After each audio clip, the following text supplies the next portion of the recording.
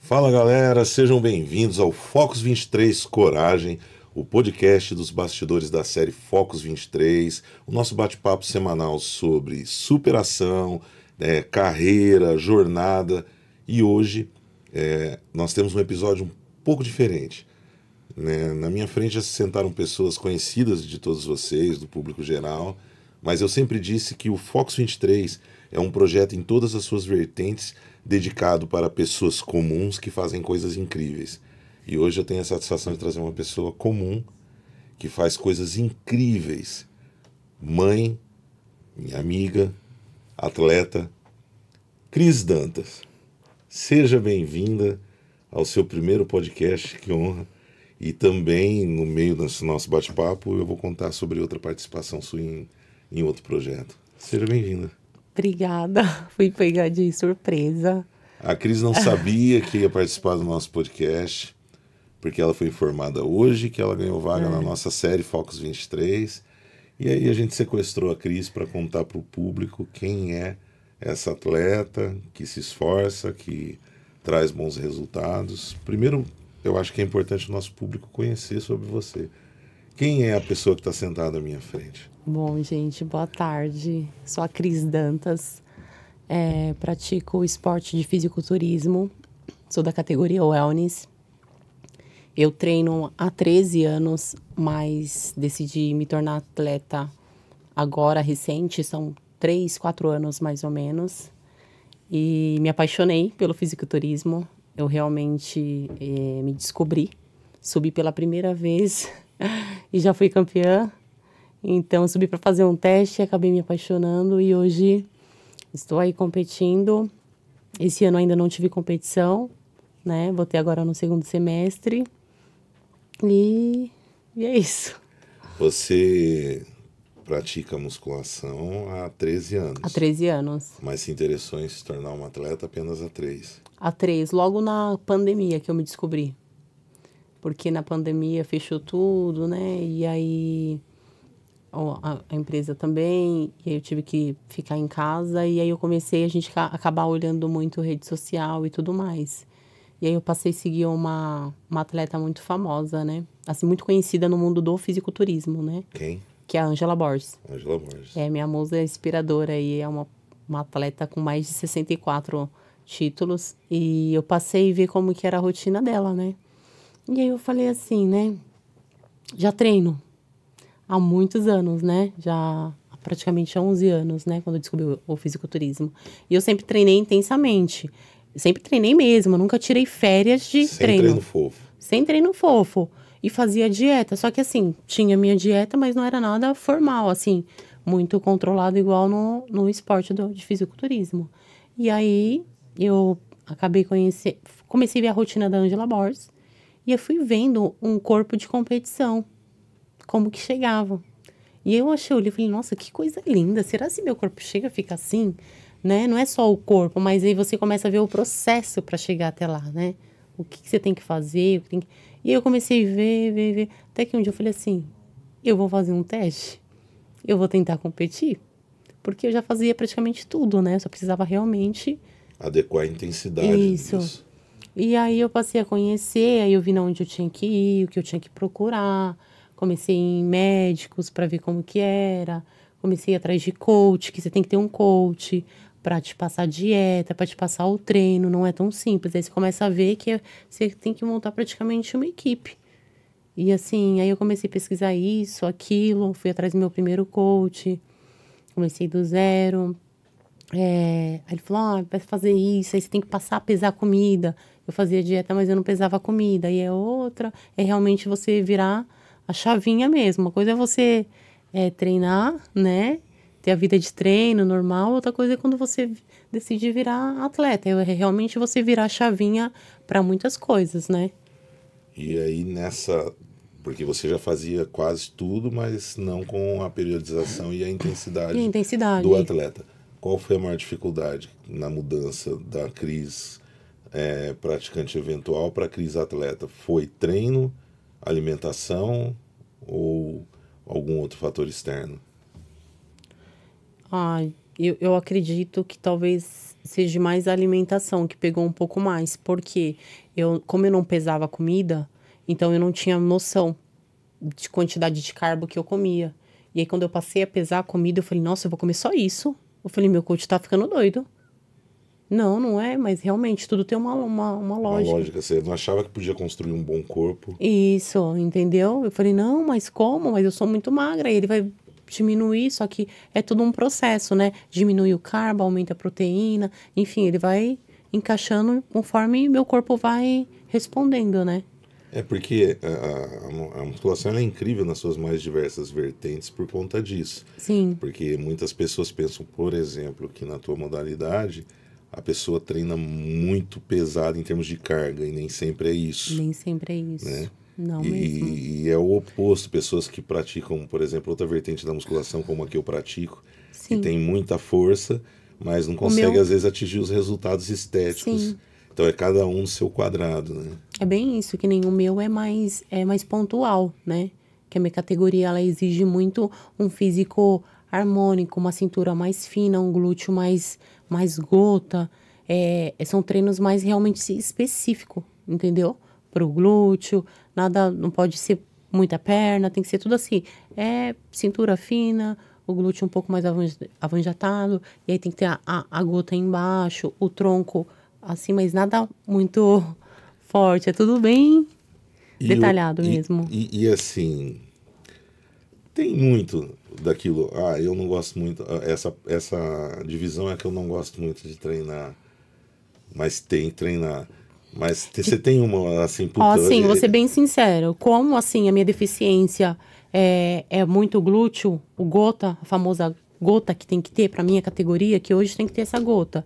Se você não tem a gota descida e a outra sua concorrente, né, Tem. adversária, tiver a gota mais esticar mais abaixo, ela vai ganhar. Então, eu acho que de tanto eu bater no glúteo, eu fiquei com raiva dele. Então, hoje eu amo treinar a superior, que é ombro, dorsal, amo. E o glúteo você chega hoje. Hoje eu tenho um tédio dele, porque eu falo, ai, glúteo de novo, glúteo, glúteo, glúteo. Então, assim, faço o que eu tenho que fazer, tenho que continuar batendo em muito, né, pra melhorar, obviamente, mas a parte superior, ombro e dorsal é o que eu mais amo treinar. A gente vai voltar a falar de parte técnica. Tô amando a conversa. Quando você decidiu treinar, você recebeu apoio dos amigos? Ou o pessoal meio que não vai Quando, dar? quando eu decidi virar Treinar atleta, não, virar atleta. quando eu decidi virar atleta, todo mundo falou, nossa, assim, o pessoal gosta, curte, assim, hoje, que nem no ambiente onde eu trabalho, o pessoal que me conhece acha muito bacana. Fala, nossa, Cris, como que você consegue dar conta de trabalhar fora, ter filho, cuidar da casa e ser atleta? Como que você consegue? Como você consegue? A gente consegue. Claro que consegue. Quando você quer algo, quando você prioriza, né? Pra mim dá tempo de fazer tudo. Eu durmo de 5 a 6 horas. E pra mim é o suficiente.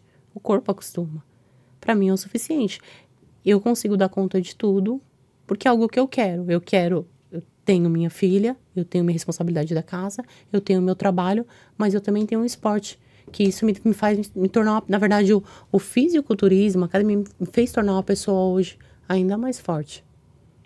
Porque por eu ter começado lá 3 anos atrás, quando me tornei atleta, que eu decidi competir, né? Eu teve vários processos. Não foi assim, eu não decidi do dia para noite, obviamente. Eu tive que fazer 1 ano de preparação. Já treinava, já tinha uma musculatura e tudo mais. Só que tinha que viver todo o processo de zerar carbo, de vir uma finalização e tudo mais, né? E com tudo isso, eu decidi competir. Eu falei, não, só vou competir quando eu me sentir segura. Quando eu me senti segura, eu falei, vou nessa competição. Falei com o meu coach, falei, olha, é essa daqui que eu quero, é essa, Cris, então vamos preparar para isso. E nós fomos se preparar. Só que eu não imaginaria que meu pai viesse sofrer um AVC Durante a preparação? durante a preparação. Porque faltando 15 dias, o meu pai teve um AVC, onde comprometeu 98% do cérebro. E quando eu descobri, eu tava vindo de um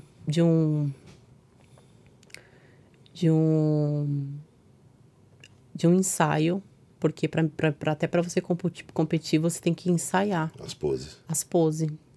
E eu tava com minha filha no carro e a minha irmã me ligou. Tínhamos saído do ensaio e ela me ligou. Ai, Cris, eu preciso falar com você. Eu falei, que foi? O pai teve um AVC e tá no hospital. Aí eu falei, como assim? Eu já fiquei, né? Já dirigi a mão, você já começa a pensar um monte de coisa. Ela falou, ainda eu pensei que minha irmã é um pouco exagerada, né? Sempre foi. Eu falei, não, eu acho que... Passou mal e eu acho que passou mal, né? e ela tá se confundindo, né? Eu falei, não, eu tô indo pra aí. Aí nesse mesmo dia eu fui e realmente era um AVC. Só que até então, pra mim, ainda tava tranquilo. Eu não sabia muito o que era um AVC e tudo mais. Até ele ser internado e fazer o exame que ele precisava fazer. Aí já foi direto pra UTI. E aí o médico falou, olha, seu pai teve 98% do cérebro obstruído. Nós vamos tentar desobstruir, né? Só que ele corre risco muito grande, porque tá muito entupido e a gente pode pressionar e estourar tudo. Aí ele ficou lá, e aí não iria fazer no mesmo dia, porque corria um risco muito grande de fazer isso. E aí eu fui pra casa, saí de lá super tarde do hospital e fui pra casa e falei, não acredito. Você pensou em desistir? Com certeza. Aí eu falei, não acredito. Aí o médico, no dia seguinte, ele teria que fazer a cirurgia, né? Aí o médico foi tentar e falou, não dá. Não tem como eu fazer. Se eu pressionar, vai estourar. Só que ele também não podia ficar do jeito que ele tava. Porque ia acontecer o pior da mesma forma. Aí eu saí de lá de novo no dia seguinte. Falei, agora? Olhei pra mim, eu falei, não tem como eu competir. Não tenho cabeça. Porque só eu que dirijo na minha família, né? Minhas irmãs não dirigem. E eu que teria que ficar indo pra lá ou pra cá, ou pra fazer isso, aquilo, e minha irmã dormindo e acordando no hospital. Aí eu peguei, fui pra casa, como eu tinha a chave da academia na época, né? Falei, vou pra academia, era de noite, fui sozinha. Aí subi na escada e comecei a fazer meu cardio. E comecei a me questionar, falei, por que isso comigo? Faltando dias pra mim competir. Todo o investimento, porque competir, hoje em dia, o atleta, a gente não tem recurso. É tudo com... Eu trabalho para pagar minha competição. Eu trabalho para pagar minha inscrição. Eu trabalho para comprar meus suplementos sem nada de patrocínio. Então, eu já tinha feito investimento. E aí, comecei a fazer meu cardio. E eu falei, eu não vou desistir. Eu vou usar isso como combustível para ultrapassar isso. Porque meu pai já estava numa UTI. Que lá eu não poderia fazer nada. Eu só iria ter que ficar levando minha irmã, levando o pessoal para lá e para cá. E não iria competir. Mas ali, naquele mesmo dia, eu determinei que realmente, como as palavras têm um poder. Porque naquele dia eu falei, olha, meu pai vai fazer essa cirurgia. Meu pai vai ter a alta. E eu vou comemorar. Eu vou levar esse troféu pra ele. Falei, eu vou levar esse troféu pra ele. E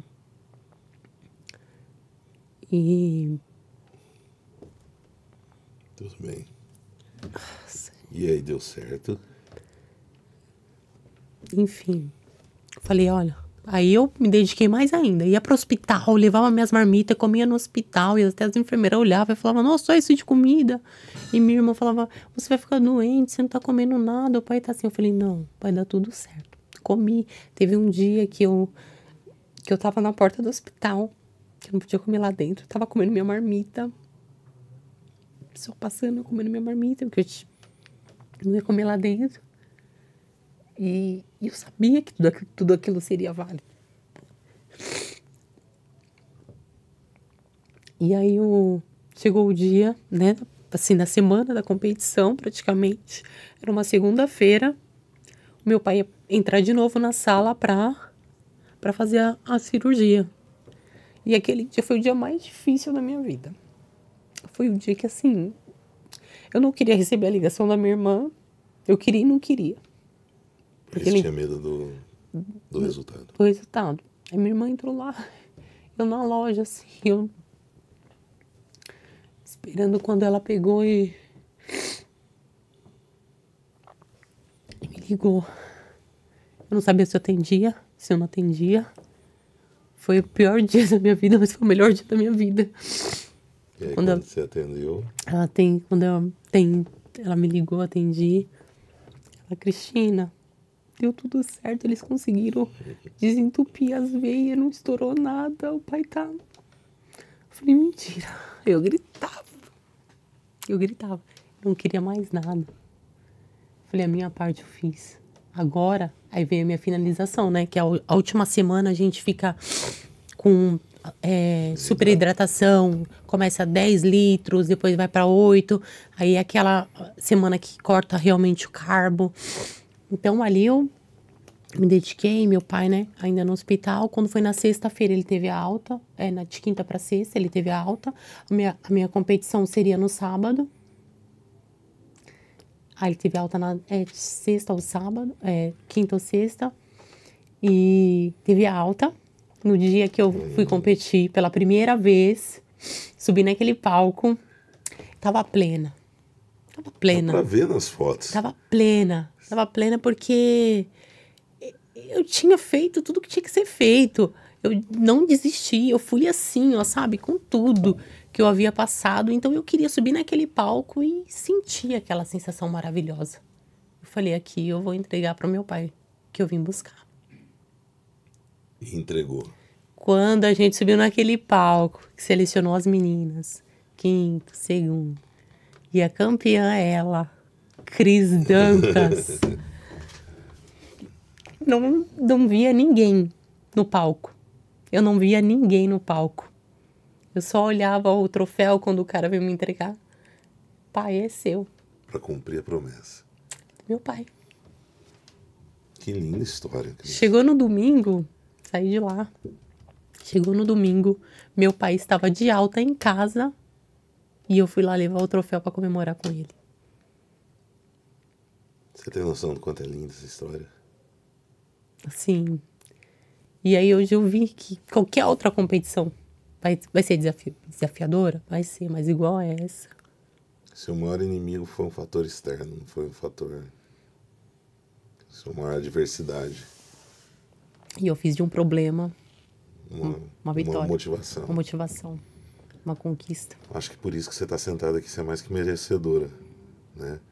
E a gente sabe, a gente vai colocar depois as fotos aí, você estava realmente muito bem. Muito bem. E eu acho que foi um grande presente para o seu pai. E acho que um grande presente para sua filha. Sim. Né? Que vai carregar isso para sempre, né? Essa história linda.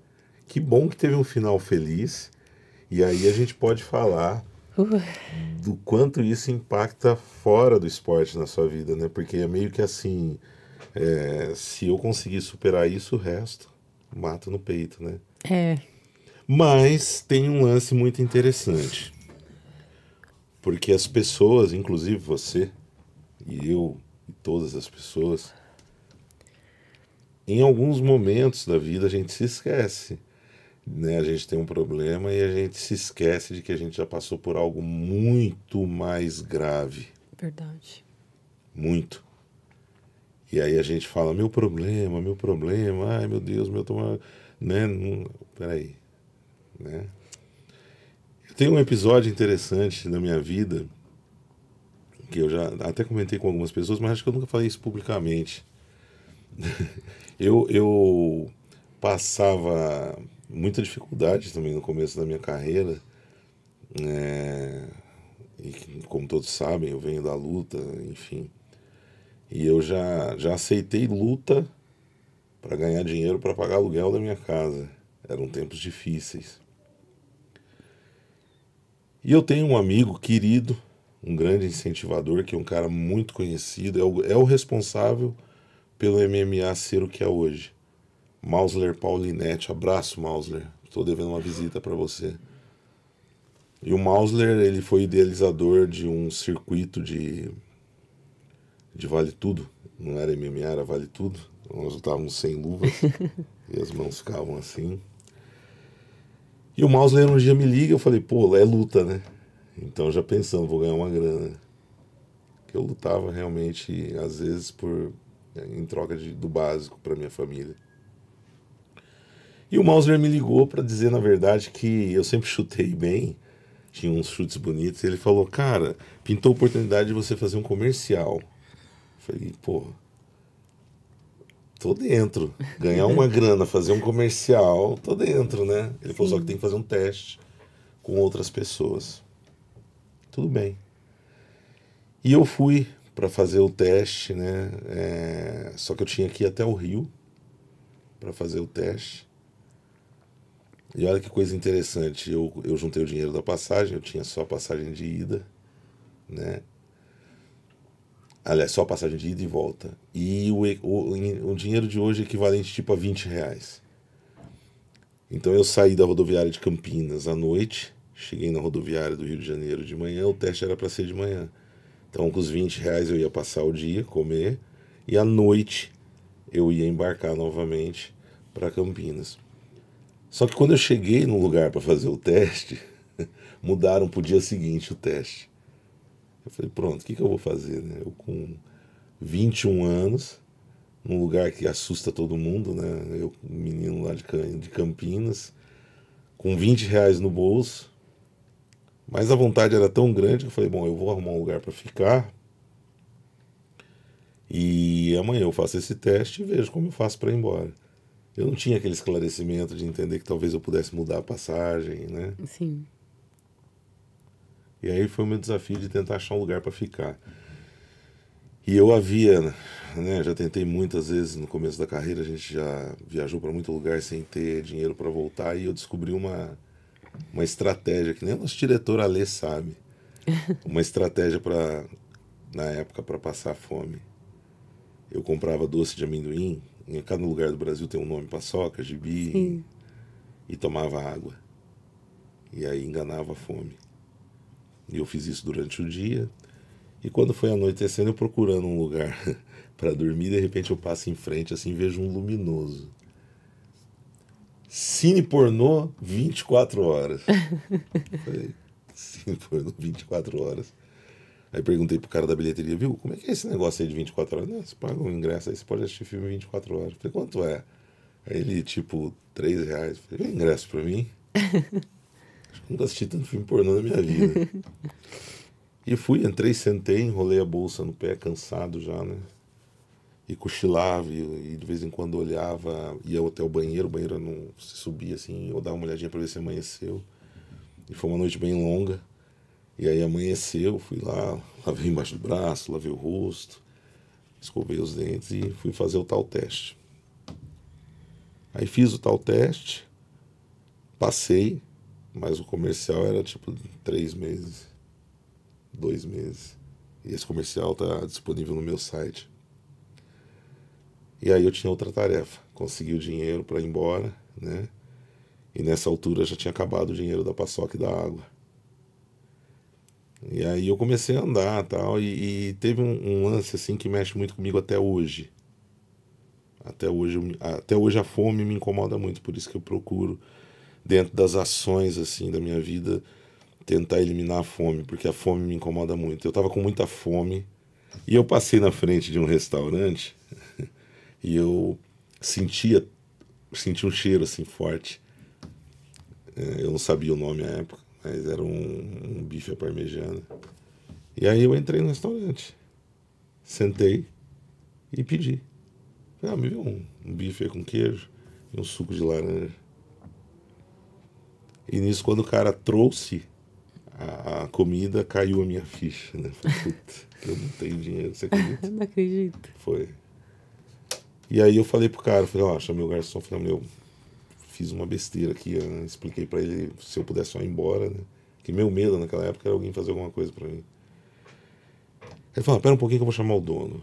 Aí chamou o dono do restaurante, o dono, aí eu repeti a história, falei, não, come aí, depois a gente vê o que faz.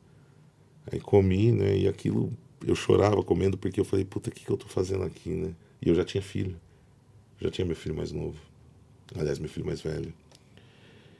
E aí ele me chamou depois e falou, ó, tô reformando o fundo lá, tem um colchão, você dorme lá e amanhã você me ajuda a quebrar um entulho ali, umas coisas, eu tenho trabalho pra você por 2 dias, se você fizer isso, você come e eu compro sua passagem de volta e ainda te dou um dinheiro.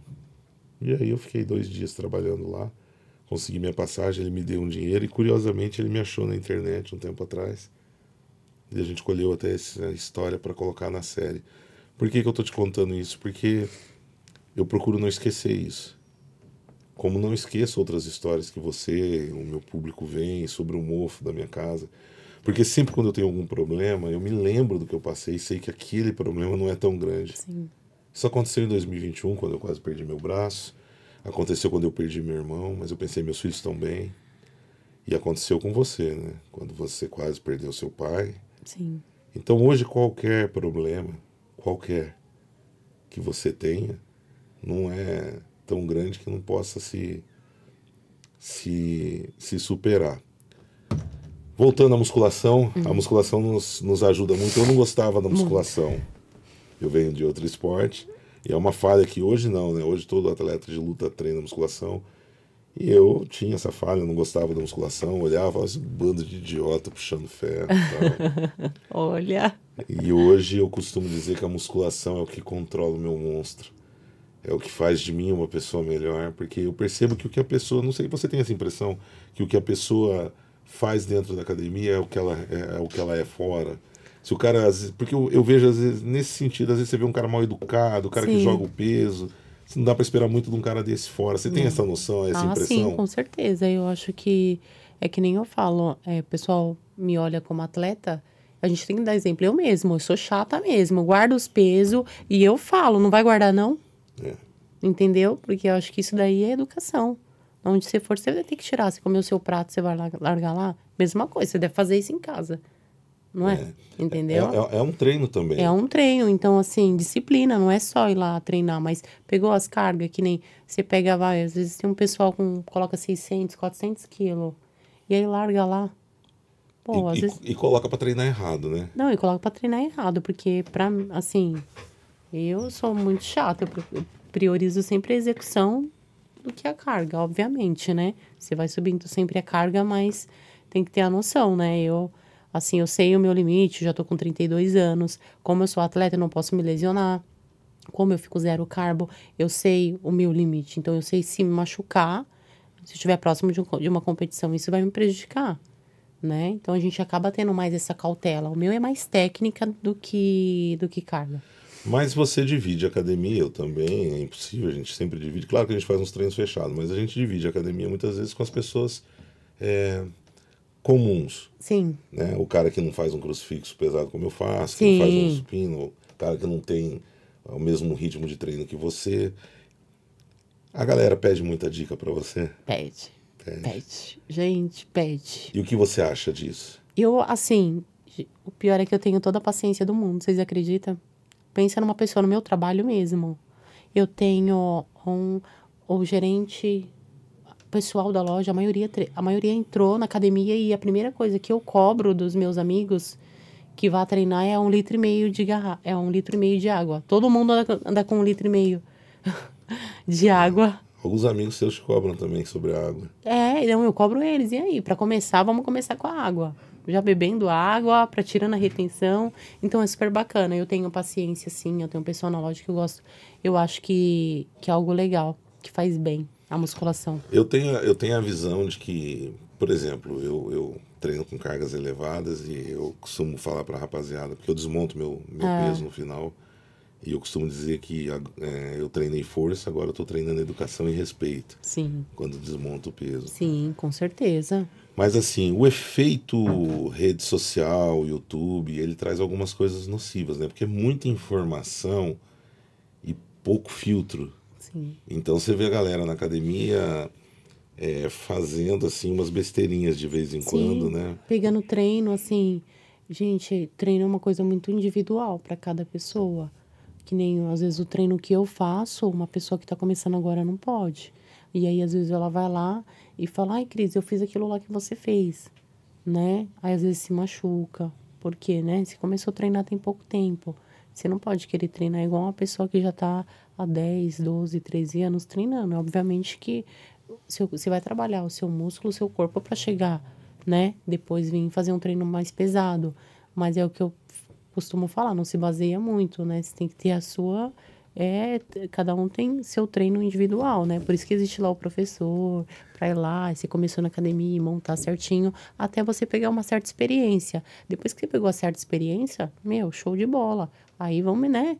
Avançar e tudo mais. Mas eu acho que a gente tem que se preocupar, sim, com isso. Ah, quer zerar o carbo. A pessoa não fazia nem dieta, já quer zerar o carbo. Até porque um carro não anda sem combustível, né? Entendeu? É pelo contrário. Pra você construir um músculo, você tem que comer carbo.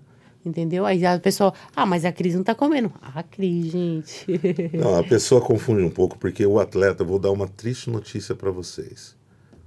O atleta de alto rendimento, em qualquer modalidade, nem em sonho, ele é mais saudável que uma pessoa comum. Em alguns aspectos. Me deixa explicar.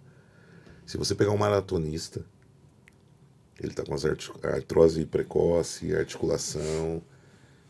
Eu trago comigo uma série de lesões, eu trago comigo uma série de sequelas de anos da prática esportiva. Então você não pode, você que é um praticante casual, cara que vai na academia para manter a boa forma, você tem que se inspirar na dedicação de uma Cris, mas você não pode pegar o exercício dela, Isso, copiar e achar que vai fazer e vai ficar tudo bem e vai ter o resultado. Isso. Porque é uma soma de várias coisas.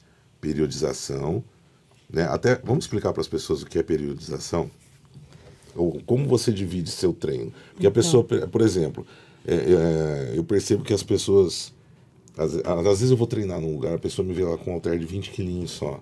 E aí, de repente, ela vai lá e me vê com um halter de 60. E eu explico que não dá para você fazer sempre o mesmo treino. Sim. Porque o teu corpo responde de maneiras diferentes. Na tua modalidade, como que você faz essa periodização, essa mudança de treino, de protocolo? Então, meus treinos é sempre focado mais como eu tenho uma deficiência maior, assim, em glúteo, né? Que é o que exige muito na minha categoria. Então, assim, a gente divide 2 dias na semana de superior e 3 dias de inferior. Sendo que eu faço 6, treino 6 e folgo 1. E aí eu sempre vou repetir o treino do glúteo na semana. O glúteo eu vou acabar fazendo mais vezes. Mas eu sempre divido, é sempre posterior e glúteo. E aí a gente separa de quadríceps, que é uma vez na semana o quadríceps. E depois a gente divide entre dorsal e tríceps. E o outro que é ombro e tríceps e dorsal e bíceps. Porque superior a gente só trabalha assim, mais realmente a parte cima do tronco, né? Que a gente faz o Vzinho para afinar a cintura. Quanto mais larga fica a dorsal, mais fininha fica a cintura. E quantas vezes por semana você treina? Você tem que ter descanso, né? Em qualquer parte da musculação. Isso, eu descanso uma vez na semana. Aí eu opto sempre por um dia da semana mesmo, não aos fins de semana. Eu gosto de treinar de sábado e domingo. Amo. Por quê? A academia é vazia e é tudo pra mim. E... Isso é normal de quem gosta de treinar de alta quem gosta de intensidade. treinar não gosta de academia cheia. Eu realmente gosto de academia vazia. Então, por exemplo, eu tiro a segunda, ou eu vou tirar uma terça ou uma quarta, mas vou tirar um dia na semana. Agora, sábado e domingo, eu gosto de treinar. Quem te olha assim, né? Toda bem produzida, não faz ideia de como você é no dia a dia nos treinos. Mas o Ale separou algumas imagens do seu Instagram Sério? para mostrar como que é a Cris atleta, né? Olha isso. Aí foi minha segunda competição. Essa foi a segunda. Essa foi a segunda. Foi a segunda competição. Nossa, essa eu fiquei seca, hein? Nessa daí eu fiquei em quarto lugar justamente porque a gente errou um pouco na mão, né? Eu acabei secando muito. E tem todos os critérios, É né? assim, você não pode passar do ponto. Aí nós passamos muito do ponto. Eu fiquei muito marcada na perna, muito mesmo. E com isso, por eu ter secado muito, o meu glúteo, ele acabou escondendo um pouco. E aí foi por isso que eu acabei ficando em quarto lugar. Mas é um shape invejável, né? Parabéns, É, Cris. muito bonito, né? Foi muita dedicação. Quantos meses de preparação? E Essa esse daqui foi da primeira competição. Esse daqui, ó, do meio aí. Eu tô até tá de com costa aí com o troféu troféu. também. E aí a segunda foi a quarta. E depois tivemos onde eu estreiei na NPC, na Muscle Contest. E depois teve o último, que foi agora em novembro do ano passado. Bem recente. Foi. Uma curiosidade que muita gente comenta é sobre o alto custo dos biquínis, né? Meu Deus. Porque são biquínis que são Gente, o feitos meu para primeiro isso. biquíni, assim, eu tenho uma pessoa em especial, que é o senhor Orlando.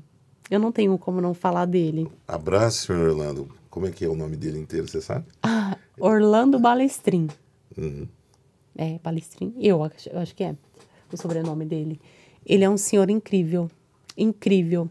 Quando esse meu primeiro biquíni de competição, quando eu comecei a estudar como que era o primeiro passo, ele me abraçou de uma tal forma incrível.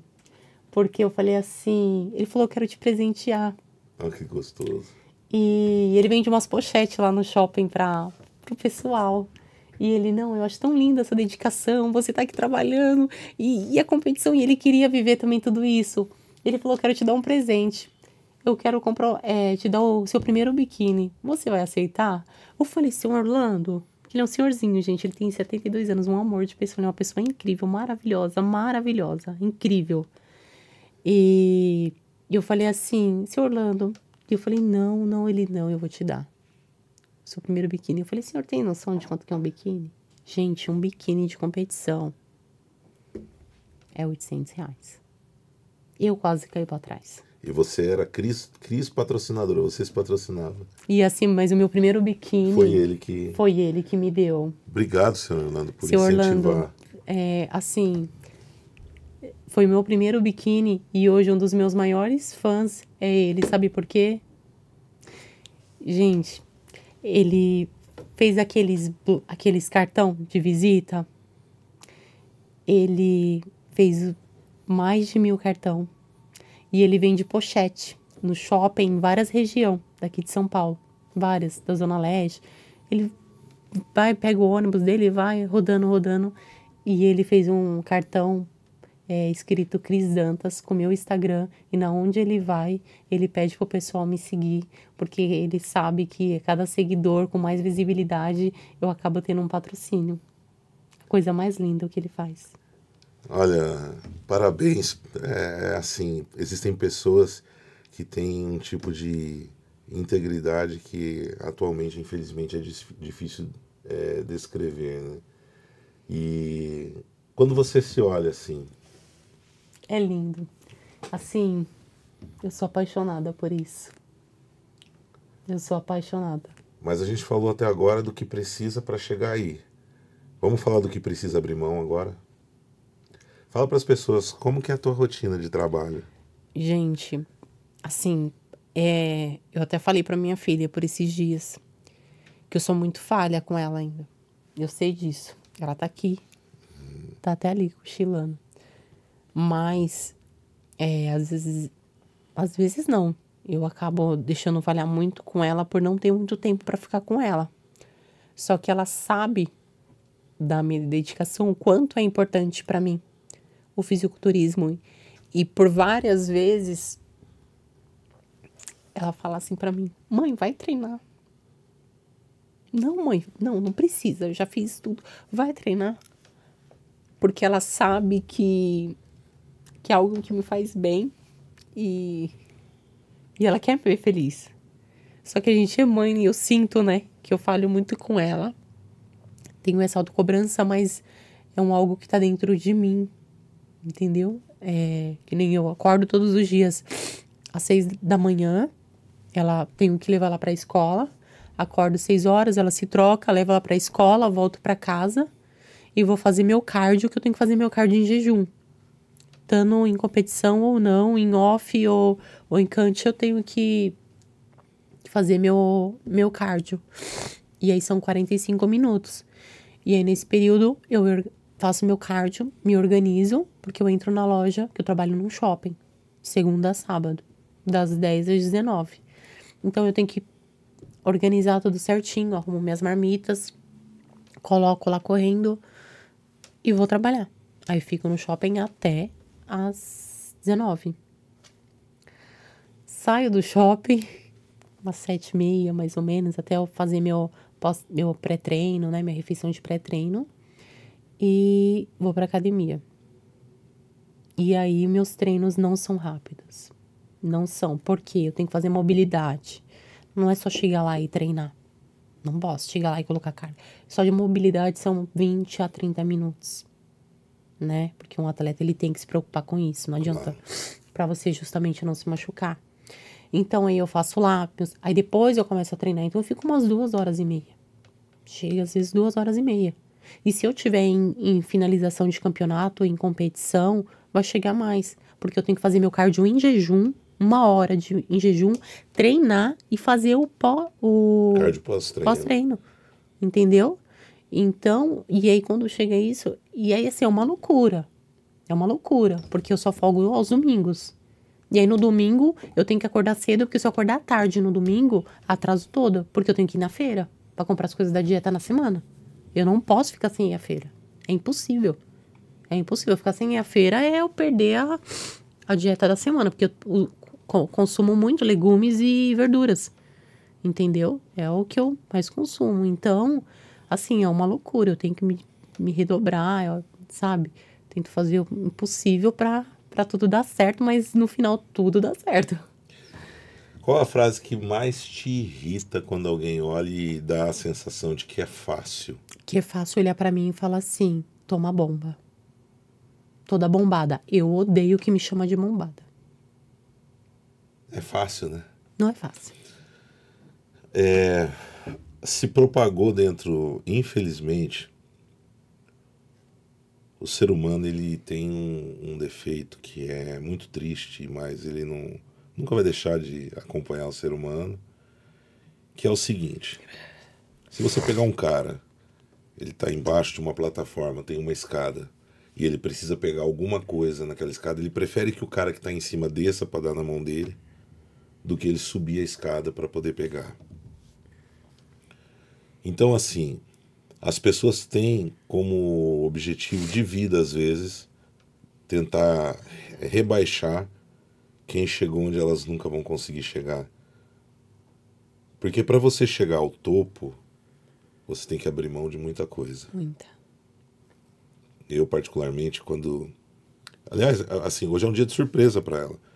Porque hoje ela ganhou o patrocínio da Focus, hoje ela vai participar da nossa série, e é o primeiro podcast dela, que eu acho que eu quero que espalhem muito, porque muitas mulheres precisam ver isso, muitas vão se envergonhar.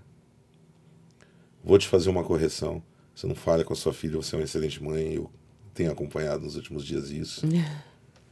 E exemplo é uma coisa que muitos pais hoje não dão, né? Hoje a gente vive num mundo que usam umas palavras aí, feminismo, empoderamento e por aí vai. Mas assim, uma mulher empoderada é a mulher que simplesmente faz o certo. Como um homem de garra, um homem dedicado, é um homem que faz o certo. Eu já falei várias vezes aqui, não canso de falar, o cara não é um bom pai, não serve para ser meu amigo. A mulher não é uma boa mãe, não serve para ser minha amiga. Ponto. Porque existem responsabilidades que nós viemos aqui para a Terra para construir. Construir uma sociedade melhor, construir a família, errar, aprender com os nossos erros. aprender com o erro dos outros. Eu, num bate-papo com o Muzi, ele falou um negócio muito interessante, a gente conversando, ele falou que ele faz muita analogia com carro, e ele fala sobre o retrovisor pequeno e o para-brisa grande. Que o retrovisor é pequeno porque a gente deve olhar pouco para o passado, e o retrovisor e o para-brisa grande, pelo número de possibilidades que tem, eu concordo com ele. Então, acho que as mulheres precisam acordar um pouco mais para a vida, parar de reclamar. Ninguém precisa ser atleta profissional. Eu dou algumas dicas para as pessoas que começam numa academia, porque tem um lance que eu acho muito errado, principalmente nas academias de rede. Todo episódio eu meto pau em alguma coisa, mas vamos lá, né?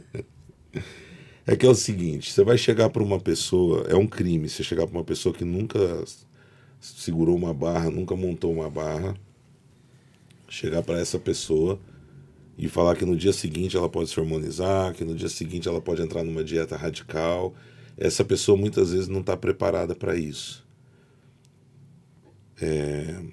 Eu até costumo dizer que até para comer muito é difícil. Sim. Porque eu como muito para conseguir fazer o que eu faço e tem dia que é difícil comer. Sim. Tem dia É que até mais difícil comer muito do que realmente você sentir fome. Eu acho que é muito mais E difícil. esses dias eu acordei com um refluxo violento e eu fiquei 2, 3 dias comendo abaixo do que eu deveria.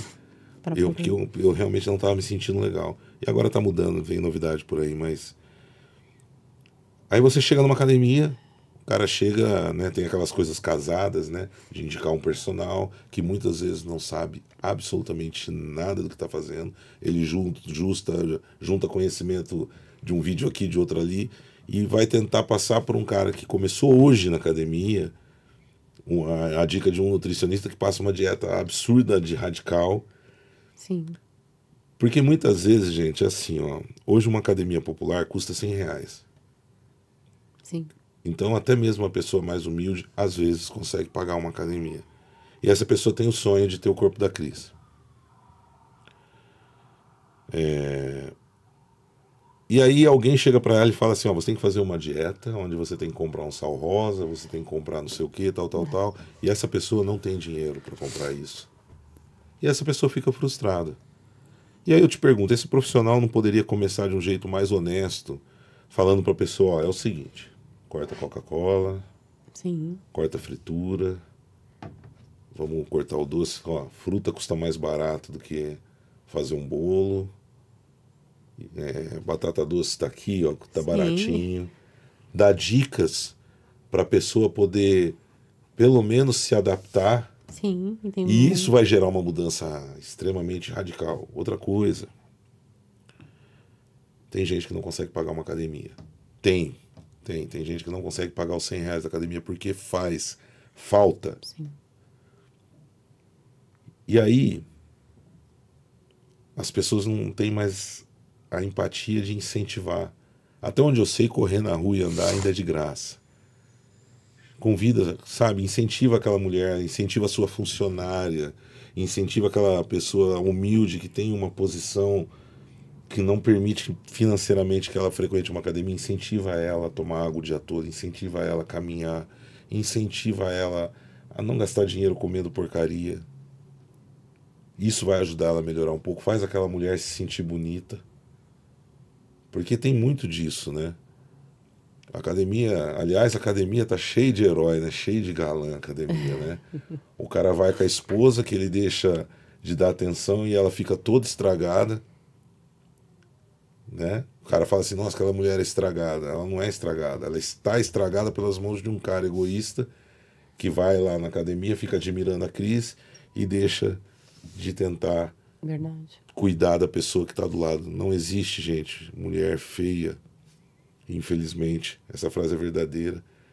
Existem mulheres que deixaram de ser prioridade na vida, ou por meio das ações de um outro cara, ou por meio de suas próprias ações, que tem gente que está tão desanimada que passa a desacreditar em si mesma. Verdade. Então, eu queria muito que as mulheres olhassem a Cris como exemplo de suas ações. Esquece o resultado. Vamos olhar o que tem por trás da mulher com esse shape que a gente admira. Vamos olhar por trás a mãe, a trabalhadora, né, a filha. Olhar mais a Cris e E é que nem eu falo, o pessoal vê um corpo, um rostinho e fala, nossa, isso daí não precisa de mais nada. Mas mal sabe o que tá por trás de tudo isso aqui. O que que a Cris faz. E os medos? E os medos. Você chora muito? Gente, eu sou chorona, vocês viram aí? Imagino, mas- Eu choro. São coisas assim que mexem muito e assim, se eu sentir vontade, eu não tenho vergonha de chorar, né? Prefiro chorar do que guardar pra mim. E toda vez que se for falar da minha filha ou do meu pai, eu sou uma pessoa muito família. Eu sou muito assim. Então, se for falar do meu pai ou da minha filha, a gente já começa, né? Então, a gente já começa a chorar. Essa foi a minha última competição. Foi maravilhosa. Essa competição, ela realmente, assim, eu me preparei. Foi bem sofrida. Eu tive que mergulhar numa água a quase 80 graus pra gente realmente tirar toda a água que tinha na parte do glúteo. Eu consegui meu segundo lugar, com gosto de primeiro. Com gosto de primeiro, Tem sim. isso, né? Sabe por quê? Porque os jurados estavam brigando entre eles pra ver qual que seria a ganhadora. No entanto, que eu peguei na mão da minha parceira e falei, as duas é top 1 e tá ótimo. E eu saí daí com esse top 2 muito feliz, muito mesmo. Inclusive, nesse campeonato eu vou estar agora, em novembro. E eu vou lá, buscar meu top 1. Com certeza absoluta. Eu vou lá. Eu Cris, algum recado que você queira deixar para alguém? Pra alguém não, assim, para as mulheres no geral, assim, acredite muito, mesmo sendo mãe, às vezes a gente deixa muito assim, ai, não vou fazer isso por conta do filho, só que os filhos, eles crescem, né? Hoje eu tenho a minha filha aí com 13 anos, e o que me fez treinar foi ela. Porque a gente, depois que a gente é mãe, a gente gosta de colocar muita culpa no filho e falar: meu corpo tá desse jeito por conta do filho. Entendeu? Só que não, jamais. Tá por conta da nossa boca e da nossa indisciplina. Então, depois que eu tive ela, realmente eu fiquei muito chocada, né? Porque eu tinha um corpo muito modelo, né? Barriga sequinha e tal. E eu engordei 20 quilos, né? Após a gestação dela. E quando eu entrei num ônibus, depois que eu tive ela, que na época eu não dirigia, né? E eu entrei num ônibus e vieram me dar lugar. Sendo que ela já tinha nascido. Mexeu com a... Aquilo mexeu. E eu falei, não. Ela tinha 6 meses, ela foi pra escolinha e eu fui lá e fui treinar. E eu não parei mais. Hoje a Belinha tá com 13 anos. Então, o recado que eu tenho pra dar não é porque você tem um filho. Ai, não vou cuidar porque eu preciso estar com ele. Precisa, a gente precisa estar com eles. Só que a gente também precisa se colocar em primeiro lugar. Porque se você não estiver bem, seu filho não vai estar bem. E se você não... É muito bom você olhar no espelho e falar, e se sentir bem, colocar uma roupa e se sentir bem. Não para os outros, não. Para si mesmo. Para si mesmo. Então eu gosto de olhar no espelho e me sentir bem. Porque se eu estiver bem, minha cabeça vai estar bem, a minha filha vai estar bem. Porque se meu psicológico não estiver bem, a minha filha não vai estar bem. Porque eu não vou conseguir transferir isso para ela. Então, gente, vamos se cuidar mesmo. Vamos se valorizar. Porque só tem mulher bonita. Linda, querida, você seja bem-vindo ao nosso universo Focus 23, mas nós temos o seguinte, esse é o nosso 5º episódio, né? Aliás, a gente ainda está curtindo o episódio com o Sampa, foi muito legal, e no 10º episódio vocês vão ver um lance, porque eu vou fazer um convite para ela agora. Ela vai fazer um treino Focus 23, aquele treino que você já conhece comigo, você aceita fazer? Opa, Nós vamos peraí, fazer, calma aí, mas aí tem eu que vou ver a fazer- carga aí. Eu vou fazer seu treino, você vai fazer o meu. Não, tudo bem, mas aí a gente só precisa ver a carga. Ela vai treinar com velhinha de barba branca, vocês já conhecem essa história. Pessoal, chega ao fim esse episódio super especial e eu deixo mais uma vez o recado para as pessoas. Sempre é possível, né? Acredite, desistir não é opção. Dia 23 estreia a nossa série E super feliz em receber a Cris, muito obrigado. Sim, o prazer A foi filha meu. dela nós não vamos mostrar, obviamente, mas parece a Pocahontas, linda, viu? Linda. E que você tenha muito sucesso na sua vida, Obrigada, foi um inspire prazer. muitas pessoas. E essa é a primeira de 1.558.000 vezes que você virá aqui. Sim, Combinado? combinado. Desistir não é opção. Não é opção. Gente, o episódio de hoje, ele, como sempre, contou com essa equipe maravilhosa, né, do nosso estúdio. O Ale Araújo, nosso diretor técnico, na direção técnica e artística. O Samuel Bueno, nosso queridão na operação técnica. O Alexandre Lacerda, que faz os designs maravilhosos da Fox. O Lucas Henrique, o cara que faz aqueles cortes que vocês ficam se emocionando aí sempre, né? A Thaís, nossa querida Thaís, que é a parte administrativa que corre lá com a gente para fazer a coisa funcionar. E o Emerson Cortez, que é do nosso departamento comercial, sob a regência do nosso maestro, nosso diretor-geral, Túlio Rocha, nosso mestre e mentor. Fox 23 Coragem fica por aqui. Um abraço e um beijo para a Cris. Obrigada.